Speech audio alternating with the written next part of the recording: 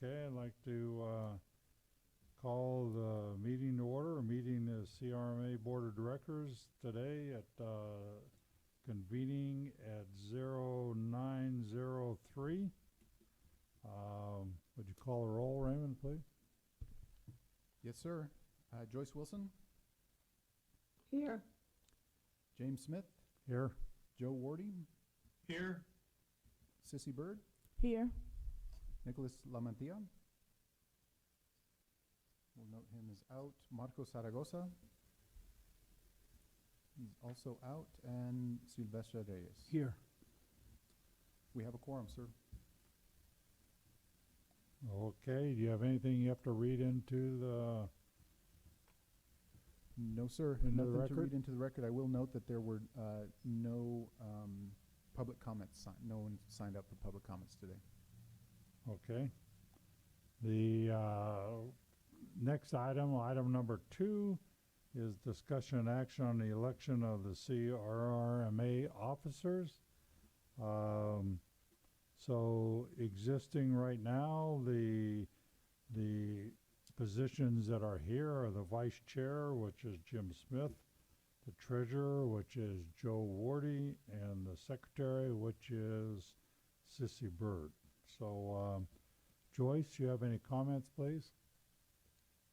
I have no comments, but I'd like to propose that we elect the same slate of officers for 2022, unless Mr. Reyes wants to put his hat in the ring for one of the positions. No, I'm in total agreement.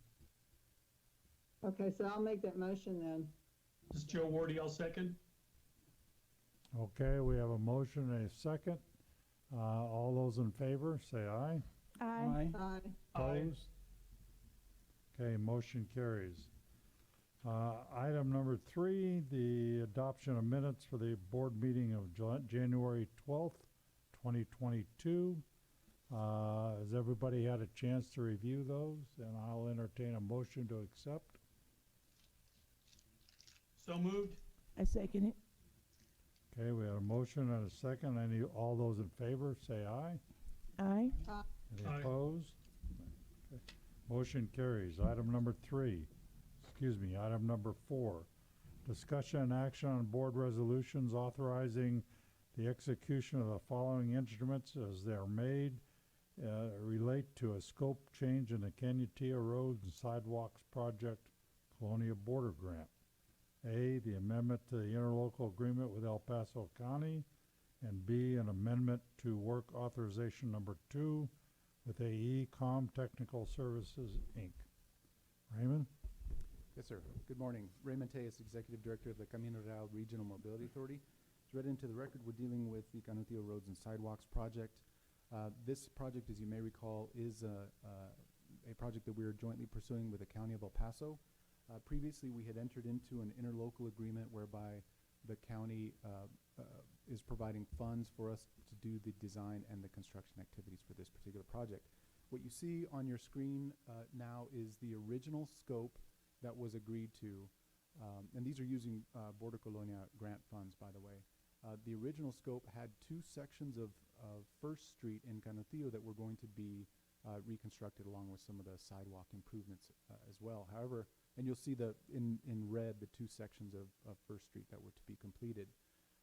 However, after the most recent major rains, the county revisited those areas that were to be developed, and what they're actually now seeking is an improvement of this section of First Street. So in effect, what's happening is that this section up here on the top side is being removed, and it's being added to this section down here.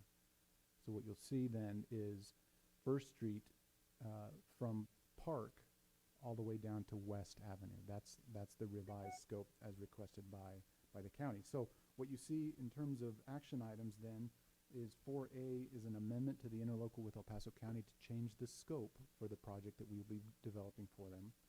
And then the related item is 4B, which would amend work authorization number 2 with AECom, who we had selected and had begun doing the work under the original scope. So we have to amend their scope. And we also have to include additional funds because this is a larger scope than the original scope envisioned.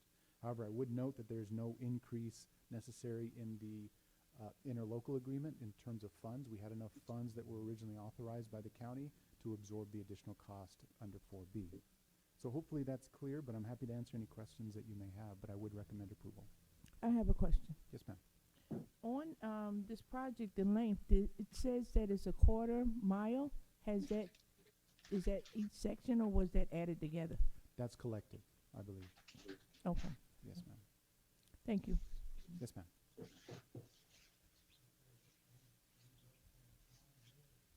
I'll make a motion to approve if there's no other questions.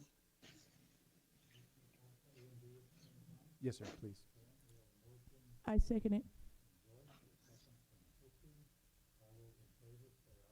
Aye. Aye. Aye. Aye. Motion carries. Item number 5. Jim, is your mic on? Motion carries. Okay, thanks. I couldn't hear you earlier. Okay, item number 5, discussion and action on a board resolution authorizing certain additional irrigation expenditures for East Lake Boulevard Phase 1 project. Raymond? Okay, thank you. Raymond Tejas again. As you may recall, East Lake Boulevard Phase 1 is a project that we are also developing on behalf of El Paso County. What you see before you on the screen is a breakdown. Let me go back one step actually. As part of the project, there is a lot of landscaping included in this particular project. So therefore, there's a lot of irrigation as well. To irrigate the landscaping that has been put into place while we complete the project, we've incurred various costs for irrigation with the Paseo del Norte MUD, the municipal utility district. So you may recall we've been before the board with a resolution prior to today seeking authorization to pay $182,000. That's what you see before you on the screen.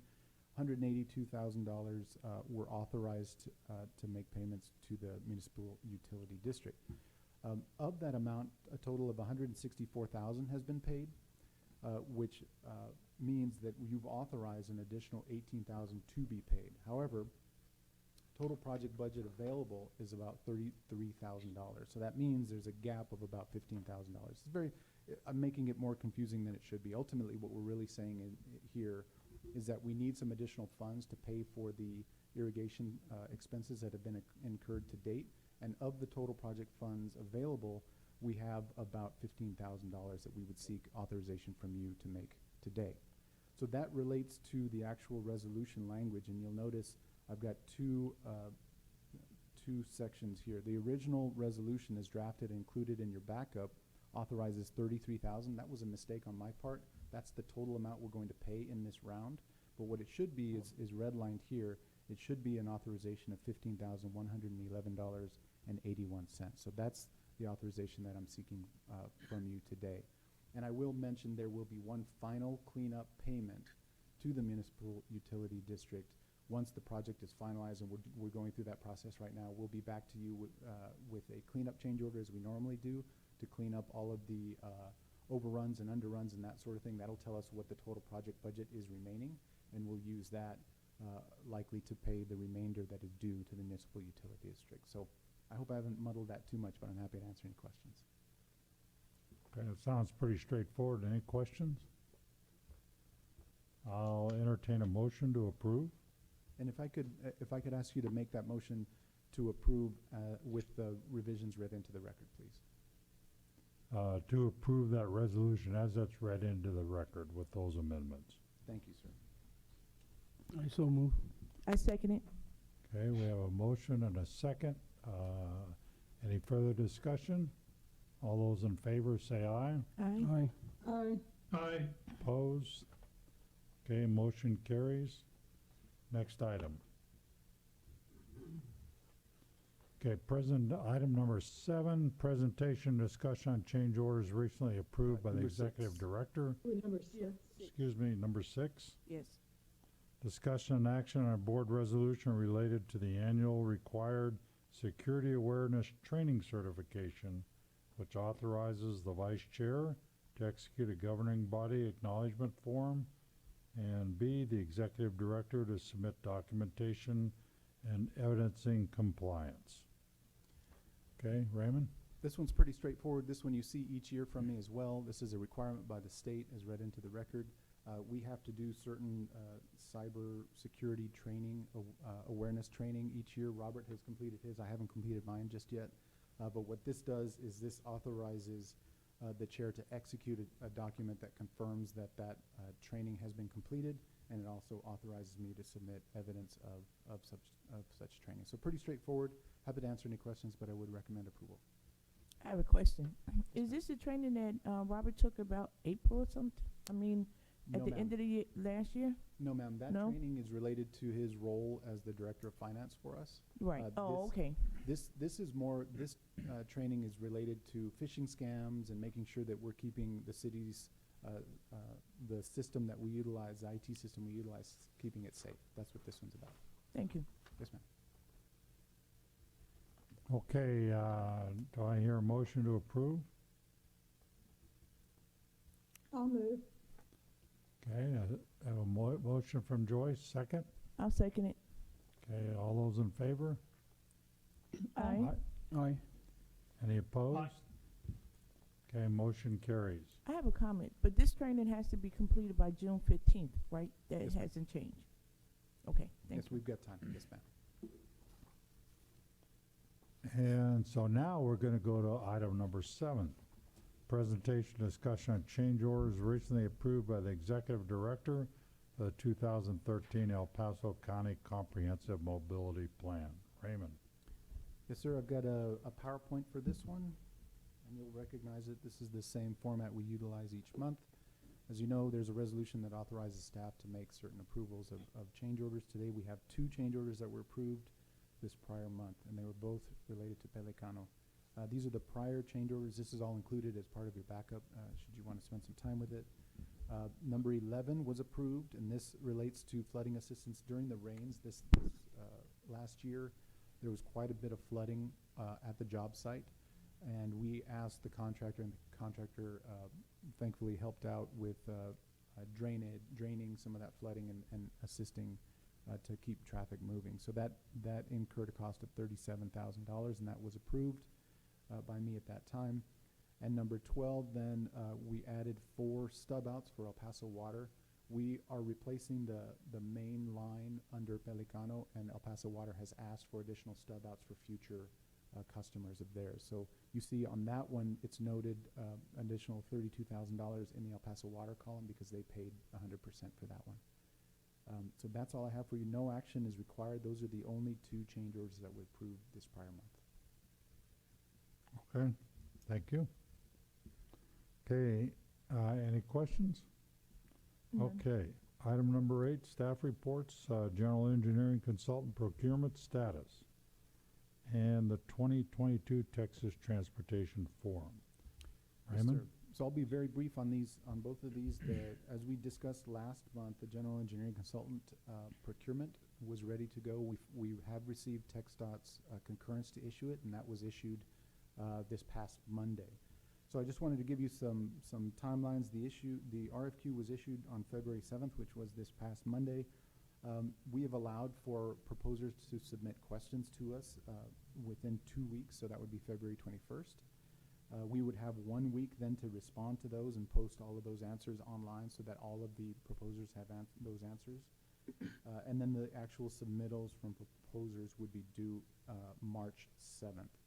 Then we would go through evaluation through all of March, we think, and if oral presentations are necessary, which normally they're not, we would schedule those for April, and ultimately the GEC selection could come as soon as April as well. So that's the timeline that we're looking at for the GEC procurement.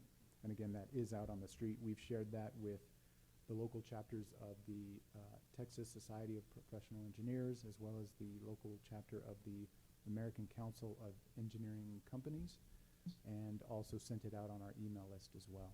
So we're trying to make sure everybody that's interested sees that. The last item then is the 2022 Texas Transportation Forum. That was held over Monday and Tuesday of this week, just the last couple of days. Robert and I attended that forum virtually again this year. Good turnout, very interesting items. It was really a very diverse um, schedule. There were some really interesting items. I know Robert was particularly interested in the electric vehicles discussion. There was a discussion about from the state demographer, which is always interesting to see where we're headed in terms of population throughout the state. There were drone delivery discussions and also a whole section devoted to employment during and after COVID and what that looks like. So very diverse agenda, interesting topics all around. So I don't really have any action for you. Just wanted to keep you posted on what we've been up to. So with that, I think we've exhausted the agenda. So I'm happy to answer any questions, but that's really all we have for you today. Okay, was on that transportation forum, refresh me again, the scope of that forum. Did that involve future projects, funding, or anything like that in any kind of way? There were some discussions. IIJA, the infrastructure bill, of course, was thrown into almost all of the conversations. There were references to it. Nothing particularly in depth in terms of what the state is going to do. This was more of a conversation about specified topics, like I mentioned before, EV and some other things like that. But no real workshops or anything quite like that, right? So the forum is intended to bring together industry participants. So you've got design teams, you've got construction folks, you've got agencies, city, municipalities, counties, and the like. Okay, on that note, what is the timeline for more information on the infrastructure bill? Well, so as we talked about last month, there are lots of pieces of the bill that make up the entirety of the bill, right? So you've got the RAISE grant, you've got infra, you've got all these different programs, and each of those programs have their own timelines. So what we've been doing along with our Atkins team is monitoring each of those, and as you and I have discussed, on the staff side, we're trying to identify the ones that make most sense for us, where we fit into those particular programs, and link them to the projects that we'd be interested in pursuing. And then we'll bring we'll bring you a longer list than that, and we'll ask the planning committee to winnow those down into the ones that we really want to focus in on. And once we have that, then we'll be able to target and start to calendar when the notices of funding availability are issued, all of those sorts of calendars by project and by fund. So that's coming out slowly in dribs and drabs. I'd mentioned, for example, the RAISE grant. The notice of funding availability has already been issued, so that's out already. So, like I say, lots of different pieces, and most of them will have their own separate timelines. Okay, I think that it's pretty appropriate that we have just an overall kind of a plan scheduled on the, where we know what to do by when. Yes, sir. Just as a refresher for us, so that we can energize our contacts and everything else and know when to do what to make sure we're postured properly. So agreed. I think, unfortunately, though, the bill isn't one thing where we could develop one schedule, right? So we're going to have to do that on each of the areas of interest for us. But that's the intent. That's what we're planning to do. okay. I Yeah, have a Joyce, question. your guidance on that, I think, will be really important. So thank you. I have a question. Also, on this, when we went over this last month, it was different categories. Do you know how many categories it actually is now? Since it wasn't truly defined last time, which you explained to us that, later you'll get information on the description of each one. Has that been decided on how many actual categories it was and what is actually in each category? We do have that. We have, so there's different ways of looking at it, right? So the bill itself was in excess of 1.2 trillion, something along those lines. Right. I forget exactly the number. 1.2 trillion.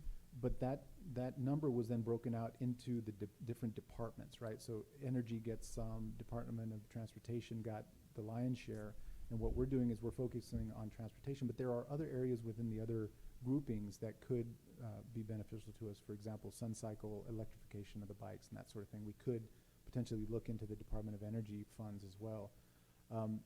So I think where I'm going with this is that the Department of Transportation has been broken down into the different programs, and we do have a listing of that. What we've not done is gone into the Department of Engineering and the other, where all of the other funds have gone, and broken those out. So we're focusing primarily on the Department of Transportation with a couple of views into energy and some others that might fit for us. And But I that's can- so that you won't overlap it. Exactly. But I can get you some sort of a breakdown on the Department of Transportation. I'll share that with the board. I'll work with Atkins to develop something like that. Thank you. Yes, ma'am. I actually think what we need to do at some point is look at those opportunities where the RMA might apply directly for funds, which may be really limited in a lot of instances, but there may be some. And then have the conversation about, do we want to, which ones, and all that. And then look at the other categories where we could actually partner with another entity, whether it's the county, the smaller communities, TxDOT, to do work on their behalf. I'm thinking about the electric charging stations. We talked a little bit about that last time with El Paso Electric as well, being a player. And just be creative about where we might have a larger role than we might normally have otherwise thought we could. Yes, ma'am, and I'll tell you, part of our evaluation with Atkins includes the identification of whether it would be a direct application by the RMA or whether it would be a partnering situation. Because you're right, some programs, the eligible entities would exclude us. Some are perfectly fit for us, that sort of thing. So we are, that's one of the areas that we're looking at. Okay, great. Okay, thank you very much. I think that wraps up our agenda. Are there any items for executive session? No, sir. Okay. Thank you, Jim, for chairing in person again. I'll see you next month. Okay. All right, you guys, thank you. I will entertain a motion to adjourn. So moved. I second it. Okay, we have a motion and a second. All those in favor say aye. Aye. Aye. Okay, we adjourn at 9:25 and a half. Thank you all very much. Take care. Thank you.